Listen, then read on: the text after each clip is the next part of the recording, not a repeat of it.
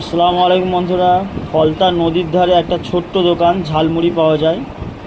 একটা হচ্ছে বয়স্ক কাকা আছে, উনি ঝালমুড়ি তৈরি করেন। ওখানে গিয়েছিলাম আজকে, কাকার ঝালমুড়িটা খাবো। হেসে হেসে কথা বলছিল, শুধু হাসছে ভিডিও করছি বলে। বললো সকাল 9টা থেকে রাত 7টা পর্যন্ত দোকান খোলা থাকে। আমাদের শুভজিৎ খাবে ঝালমুড়িটা, খেয়ে বলবে কেমন হয়েছে। একদম হচ্ছে ফলতা নদীর একদম ধারে দোকান।